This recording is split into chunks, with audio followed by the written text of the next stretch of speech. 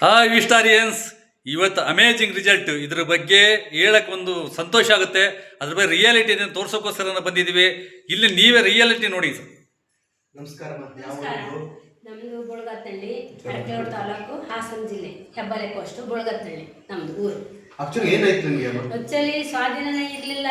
2 ಭುಜನವೇ 2 ಕೈಯಿವೆ. ನನಗೆ ಏನು ಶಕ್ತಿನೂ ಗೊತ್ತಿರಲಿಲ್ಲ, ಸ್ವಾಧೀನನೇ ಇರಲಿಲ್ಲ. ವಿಪರೀತ ನೋವು ಎಲ್ಲ ಹಾಸ್ಪಿಟ್ಲು, ಅಲ್ಲಿ ಸ್ಕ್ಯಾನಿಂಗು, ಇಲ್ಲಿ ಹಾಸನ ನರ್ಸ್ಗಳು ಎಲ್ಲ ಮಾಡಿದ್ರು, ಏನೂ ಗುಣ ಕಾಣಲಿಲ್ಲ.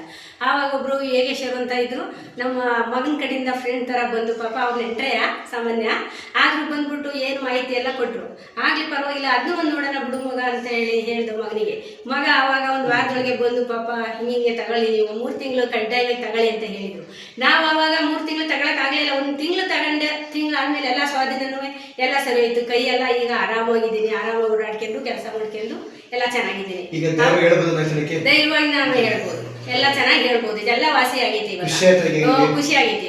ಈಗ ಖುಷಿಯಾಗಿ ಎಲ್ಲ ಚೆನ್ನಾಗಿದ್ದೀನಿ ಇವಾಗ ಏನು ತೊಂದರೆ ಏನೂ ಇಲ್ಲ. ಈಗ ಆ ಸ್ವಾಧೀನ ಅದು ನೋಡ್ಬಿಟ್ರೆ ಇರ್ಲೇಬಾರ್ದು ಜೀವನ ಅತ್ಲಾಗಿ ಅನ್ನೋ ಸ್ಟೇಜ್ ಬಂದಿತ್ತು. ಇವಾಗ ಪರವಾಗಿಲ್ಲ, ಅದೆಲ್ಲ ತಗೊಂಡ್ಮೇಲೆ ಪರವಾಗಿಲ್ಲ, ನನಗೆ ಚೆನ್ನಾಗಿದೆ. ಒಳ್ಳೆ ಸರ್, ನಿಮ್ಮ ತಾಯಿಯವ್ರಿಗೆ ಏನು ಕೊಡ್ತೀರಿ ಸರ್? ಆಕ್ಚುಲಿ ನಮ್ಮ ತಾಯಿಯವ್ರಿಗೆ ಒಂದು ಇಮ್ಯುನಿಟಿ ಪವರು ಅಂತ ಒಂದು ಬೇಕಪ್ಪು ನೋನಿ ಅಂತೇಳಿ 3-4 ಪರೇಟ್ ಕೊಟ್ಟರು. ಆಗ ನಮ್ಮ ಅಮ್ಮಂಗೆ ಕೈಯಲ್ಲಿ ಎತ್ತಕ್ಕೆ ಆಯ್ತಿಲ್ಲ. ಈ ಕಡೆ ಕೈ ಡೈಲಿ ಒಂದೊಂದು ಥರ